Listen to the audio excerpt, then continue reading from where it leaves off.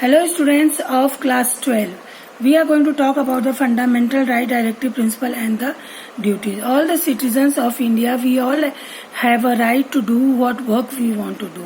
हमें पूरा अधिकार मिलना चाहिए, आत्म रूप से अधिकार मिलना चाहिए कि हम अपने कार्य को कैसे कर सकते हैं. How can we do our work? The same way, importance of the necessary fundamental right.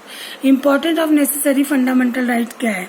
First is to provide security of every individual. हर एक किसी को इंडिविजुअल तरीका से काम करने का पूरी तरह से आज़ादी मिलना चाहिए, क्योंकि ऐसा नहीं हो कि हम कोई काम कर रहे हैं कोई और आकर के उसमें दखल दे. इससे क्या होता है कि हमारी जो मानसिकता है, हमें मेंटली, शारीरिक, हर तरफ से, फिजिकली, हर तरफ से हमें रिलीफ मिलता है अगर हम अपने तरीके से कार्य को करते हैं, क्योंकि हमें पता होता है कि हमें अपना कार्य कैसे करना चाहिए. So all the people need the right.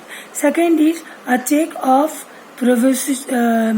Perversity of government. It is the maintained in the Arthashastra of the Kautilya that there was no place for the various rulers in the government of the ancient India. There was such a check of the power of the kings that any mighty. कौतल्य को हमें शुक्र करना चाहिए. पहले जो भी work होता था किसी को कोई राइट नहीं मिलता था. जो भी डिसीजन लिया जाता था राजा के द्वारा लिया जाता था, और जितना राजा कहता उतना ही काम करना पड़ता, उसके अलावा कुछ भी कोई नहीं कर सकता. मगर धीरे धीरे ये चीजें बदलने लग गई, चेंज होने लगी. उसके बाद में है judicial security. In the case of violation of fundamental right, in citizen can appeal to be judiciary instruments of equality.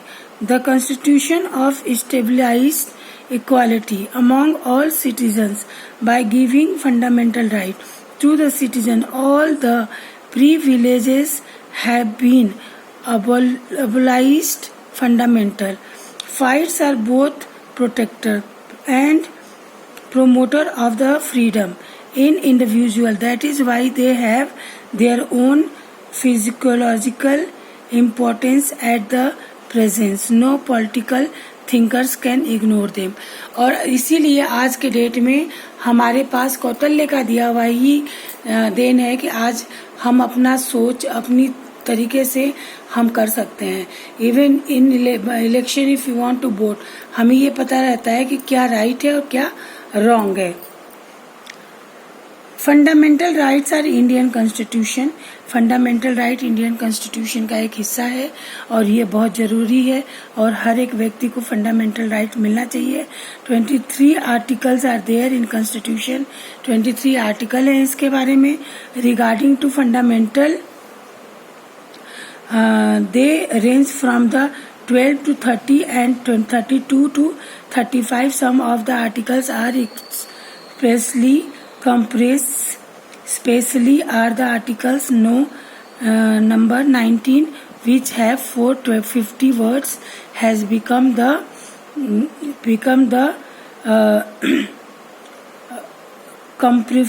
compromise fundamental rights of the form and explaining meaning of the fundamental rights from the Chief Justice Sava Rao said, fundamental rights another name of the natural right. They are the moral rights.